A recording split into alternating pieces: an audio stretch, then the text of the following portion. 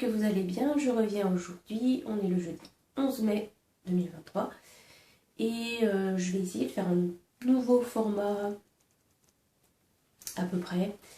L'idée c'est que vu que je suis en vacances là pour 10 jours, je pensais filmer des petits bouts un peu tous les jours quand j'ai envie ou quoi.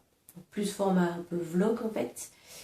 On verra ce que ça donne parce que je pense que j'aurai pas forcément le réflexe de prendre la caméra et de filmer des petits bouts de vidéo tout le temps, mais j'ai 2-3 idées en tête de trucs que je vais faire qui pourront peut-être vous intéresser. Et donc je commence là aujourd'hui parce que j'ai 2 objets terminés à vous montrer et en fait il faut que j'en envoie un par la poste aujourd'hui, donc je vous les montre maintenant parce que cet après-midi il sera plus, il y en a un des deux qui sera plus là. Donc le premier c'est celui-ci. Il s'agit du modèle Nice to Know You de Sarah Shira, pour changer, que j'ai tricoté avec des laines de Tricot et Stitch pour celle-ci. Et toutes les autres, ce sont des laines de Yarneline. Donc c'était des mini. Alors au départ, celui-là, je l'avais fait pour ma tante, pour son anniversaire, parce qu'elle m'avait demandé un gnome à Noël. À Noël, elle m'a dit qu'elle voudrait un gnome pour plus tard dans l'année. Donc j'avais commencé par celui-là et puis j'ai eu un gros doute niveau des couleurs. Donc je lui ai demandé ses couleurs préférées et elle m'a dit bleu, donc il n'y a pas du tout de bleu là-dedans. Et elle m'a dit qu'elle n'aimait pas le rose. Donc il y a une bonne partie de rose quand même. Donc je me suis dit que bon, tant pis, j'allais en refaire un. Donc celui-là, je vais le garder pour moi. Donc celui-là est assez marrant parce que vous voyez sur le haut du bonnet, en fait on tricote un high cord qu'on enroule ensuite sur lui-même et qu'on coud pour le maintenir en forme escargot. Et il y a une poche kangourou là. Hop. Donc on peut lui rentrer les mains dans sa poche kangourou. On va mieux sur la barbe, mais du coup c'est assez marrant. Voilà, le bonnet aussi est assez marrant à faire. Au début on a des rangs raccourcis parce que vous voyez que là on a moins de rangs qui ont été faits que à l'arrière. Donc voilà, c'était plutôt sympa à faire. Du coup, hop, celui-là, je le garde pour moi. Et du coup, j'ai refait le même, mais en bleu. Voilà, là, on devrait être bon au niveau des couleurs. Donc toujours le petit escargot en haut. La petite barbe et tout, la poche kangourou. Et donc pour celui-là, j'ai mélangé des laines. De ma petite laine, j'avais un reste de Ferry, du coup je ne sais pas si vous voyez mais ça brille un peu, il y a du Stellina argenté là et sur le corps, voilà, que j'ai mélangé avec de la laine de Yarneline aussi pour le bleu clair, donc on voit là et qu'on retrouve là-haut, et le reste c'est des mini de Vulcan Yarns que j'ai mis dans ma couverture en bride et donc il m'en restait pas mal, donc voilà, je les ai pris pour faire ce petit gnome. Et voilà. Et je me demande si la barbe et le nez et les mains sont pas de la Tricot et Stitch aussi. Je sais plus. Bref, toujours avec sa petite poche kangourou. Et voilà. Celui-là est sympa à faire, en plus il se tricote en 3,5 essentiellement parce que c'est de la laine qui tricote en double, donc ça va vachement vite. Et donc voilà, celui-là part cet après-midi chez ma tante, donc je vous le montre maintenant. Voilà, ça c'est fait. Et pour ce premier petit bout de vidéo, je vais vous montrer aussi les chevaux que j'ai reçus dans la dernière box Game of Thrones, Land of Thrones de Arcoiris Yarn. Donc si vous voulez pas le voir ou quoi, passez quelques minutes. Donc je vous rappelle, le premier que j'avais reçu c'était celui-là, donc qui s'appelle Winterfell et c'est la qualité Goldfinger, donc qui est du 75% Merino Superwash, 20% nylon et 5% Stellina doré. L'idée étant d'enchaîner plusieurs des box pour me faire un pull. Et donc j'ai reçu le deuxième spoiler alert si vous l'avez pas vu, qui est toujours dans la même qualité, du coup Goldfinger, mais coloris Lannister. Hyper beau. Voilà. Mais par contre, je sais pas trop pour les enchaîner l'un avec l'autre. Du coup, de toute façon, j'ai pas assez avec 2 échos pour me faire un pull. Donc, j'ai commandé la prochaine box et je verrai si ça s'enchaîne bien les 3. De toute façon, je pense commander au moins un 4e, donc on verra comment ça se goupille. En tout cas, les 2 sont très très beaux.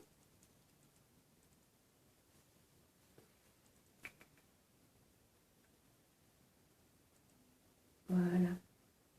Je vous montre pas la box en entier. Si vous voulez voir la compo, allez voir sur le profil Instagram de Arcoiris. Elle a fait une petite vidéo pour montrer ce qu'il y avait dedans.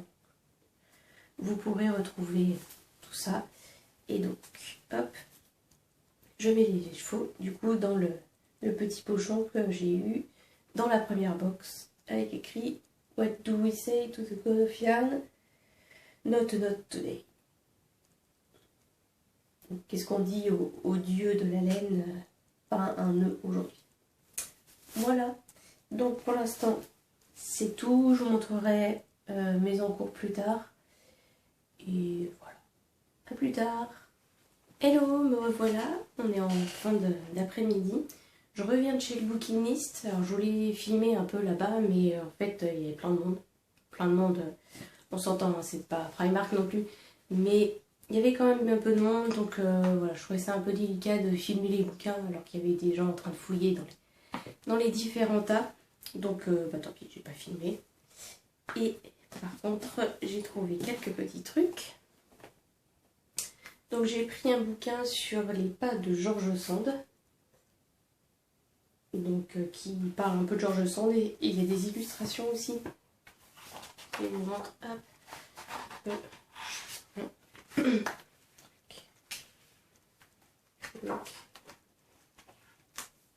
Voilà, en gros il y a du texte ici, des dessins là, sur sa vie. Donc là, j'ai trouvé, c'est un bouquin sur l'Alsace, 1871-1872, sachant que ma grand-mère était alsacienne et que du coup sa famille et ses ancêtres étaient essentiellement en Alsace, et 1872 c'est 10 ans avant la naissance de mes arrière-grands-parents, et mes arrière-grands-parents sont nés en Alsace allemande du coup, et ça parle a priori de ça, du passage de l'Alsace de la France à l'Allemagne. Donc je me suis dit pour le contexte historique ça pourrait être intéressant de lire ça. Bon, on verra. Un vieux petit bouquin. Il a été publié quand celui-là? 1873. Sérieux. Génial. J'adore. Et j'ai pris 2 poches. Donc j'ai pris L'ombre du vent de Carlos Ruiz Zafón. Je ne sais pas si vous connaissez, il y a plusieurs tomes différents qui se passent dans le même univers. Et je les ai peut-être tous lus. Peut-être pas tous lus, mais celui-là je l'ai lu. Mais c'est mon père qui me l'avait prêté et je ne l'ai pas moi. Donc j'aurai ce tome-là déjà. J'ai la voix qui part en... C'est le printemps, c'est le pollen, ça ne me réussit pas. Et j'ai pris Evidence of Things Seen de Elizabeth Daly. Ça a l'air d'être un petit polar et il est en anglais. Mais en fait, j'ai lu la 4e de couve, j'ai compris, je me suis dit, ça se tente. En VO, on verra bien. Il n'est pas très long en plus, il fait quoi, 167 pages. Bon, c'est pas écrit très très gros, mais il y a moyen de comprendre l'histoire quand même, donc je vais tenter en VO. Et on verra bien. Et donc, voilà. Normalement, j'aurais dû payer 30 € pour ces 4 bouquins, et il me fait payer 25 €. C'est sympa. J'aime bien ce bouquin, c'est vraiment la grosse caverne d'Ali Baba. Il y a des bouquins partout, il y a des trucs... Il y a des trucs d'art, il y a des poches à plus savoir quoi en faire. En fait, il y en a sur la table, il y a une grande table avec plein de poches en pile. Il y a des poches en dessous dans des cartons, il y en a de l'autre côté, il y a des... Enfin bon, c'est rangé un peu par thème, il y a du régionalisme, il y a un coin spécial Bretagne, il y a des trucs d'art, enfin, c'est incroyable. Il fait les marchés aussi. Et la boutique là où il est, je crois qu'il en a qu'une, est ouverte le jeudi de 15 h à 19 h. Faut pas louper le coche, mais en tout cas, si vous êtes vers Brest, ça vaut vraiment le coup, c'est hyper sympa. En tout cas, si vous aimez farfouiller les bouquins, les vieux bouquins, moi j'adore. Donc j'y vais de temps en temps, pas trop souvent parce que j'ai toujours envie de ramener des trucs quoi, mais... Et sinon aujourd'hui, ce midi en tout cas, j'ai un peu avancé sur mon throwback de Andrea Mori. Je pense que j'avais dû vous le montrer ça. Certainement. Je sais plus où j'en étais, mais... Donc ce gilet.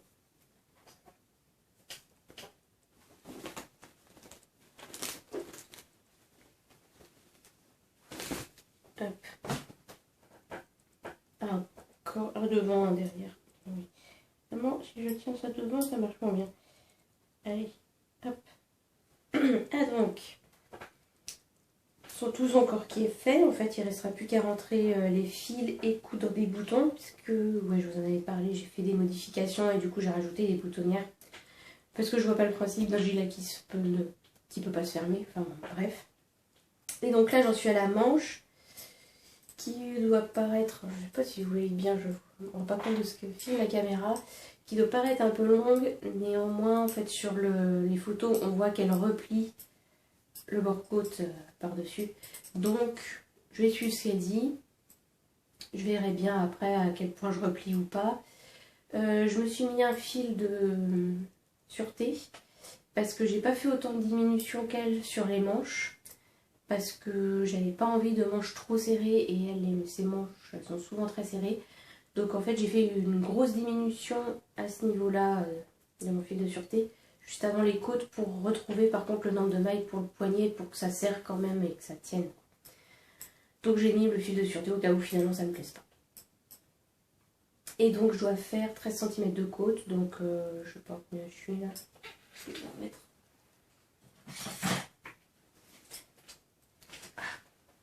On va derrière moi. Rien, c'est bon. Alors combien je suis là?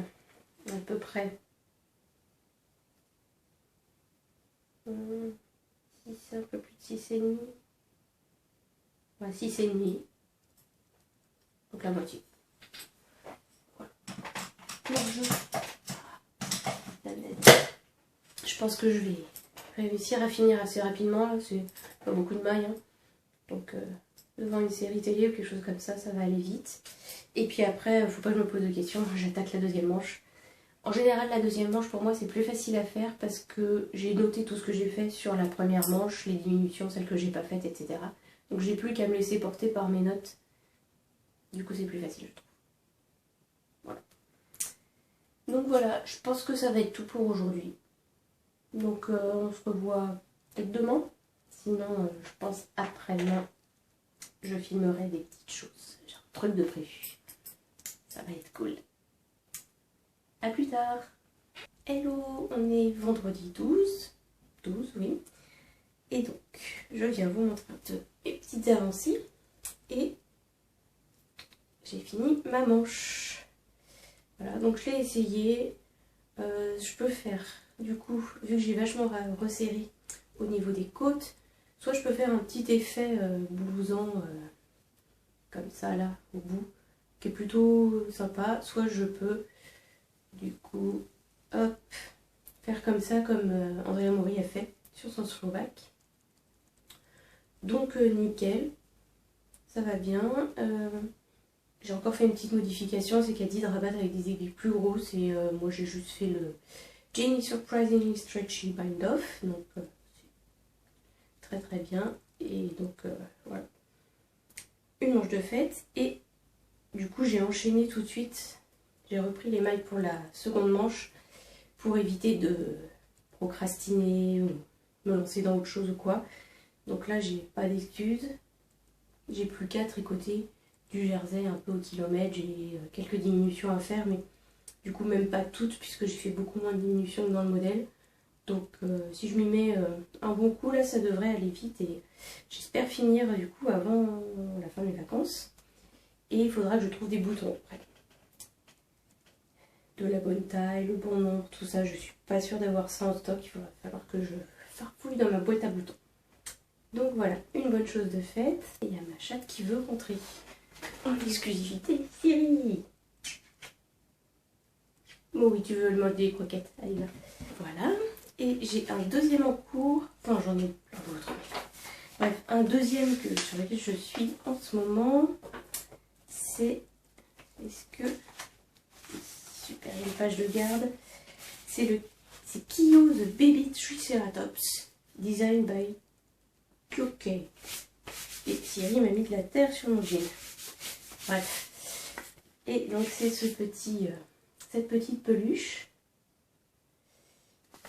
Alors je pensais la faire avec des restes de fil que j'ai. Donc j'ai fait 2 pattes. Voilà. Concrètement, c'est les petites pattes du bas. Voilà, qui sont comme ça. J'ai fait les petites griffes. Et donc j'ai utilisé, pour le vert foncé, c'est de la coton 8-4 de chez Stoss Grain. Et pour le vert un peu fluo, c'est la file coton 3 coloris pistache. Mais j'ai que ça en fait. Et vu ce que j'ai déjà mangé juste pour faire les pâtes, je pense que j'en aurais pas assez. Donc il faudrait que je me booste un bon coup pour crocheter le plus possible et voir s'il m'en manque ou pas. Ou si je suis juste et que ça passe. Voilà, on va voir, mais j'ai quelques doutes quand même. Et autant ça aurait été pour moi, j'aurais mixé avec une autre laine, même si c'était pas tout à fait la même couleur, ou carrément un truc contrastant, mais là c'est pour offrir, donc bon, j'ai envie de faire ça un peu joli quoi. Et donc pour les griffes, j'ai utilisé aussi la file coton 3, c'est coloris perle. Voilà. Donc voilà, il faudrait que je m'y mette un bon coup aussi, histoire de voir où j'en suis de ma laine, dans mon fil. Voir si ça suffit. Et du coup, si ça suffit pas, on va recommander assez rapidement. Voilà, on va voir. Sinon, demain, je pense que je vais vous filmer des petits bouts du printemps des sonneurs. Je ne sais pas si vous connaissez le principe, mais concrètement, à Brest, le printemps des sonneurs, c'est une fête autour de la Bretagne, un peu.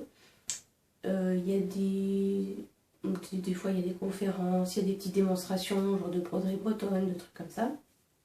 Et moi, ce qui m'intéresse particulièrement, c'est la musique bretonne. Et donc, il y a des bagades, des groupes de musique bretonne, qui jouent en centre-ville à plusieurs petits points un peu stratégiques du centre-ville. Et ensuite, ils font un défilé par groupe. Bon, au niveau du cours d'Ajo, ça vous dira rien si vous n'êtes pas du coin, mais en gros, il y a une espèce de grande allée où on peut faire des défilés au-dessus du port de commerce. Et du coup, ils passent par groupe en jouant chacun un morceau. Il y a aussi des danseurs qui passent. Et ensuite, ils se regroupent tous. Et là, ils se regroupent par instrument et ils jouent tous le même morceau. Et donc, c'est le triomphe des sonneurs. Et en général, ils se retrouvent place de la Liberté devant la mairie. Donc voilà, j'espère qu'il va faire beau. Parce que là, c'est un peu couvert aujourd'hui. Donc si c'est comme ça, ça va. C'est-à-dire qu'il ne fera pas trop chaud non plus, mais bon, tant qu'il pleut pas, ça va. Et ce sera même peut-être mieux s'il fait un temps comme ça que quand il y a un cagnard, quand il y a un soleil à fond. Une fois, certains des honneurs, ils étaient tout rouges tellement il faisait chaud. Les pauvres, je pense qu'ils ont mangé des coups de soleil de fou. Mais bon, là, ça peut être traître aussi. Quand il y a des nuages comme ça, en fait, on se méfie pas et on se donne des coups de soleil aussi. Enfin bref. Je vais essayer de vous filmer ça demain, des petits bouts. Peut-être pas trop long, parce que si vous n'aimez pas la musique bretonne, sinon vous allez péter un câble. Et bah voilà. À plus tard.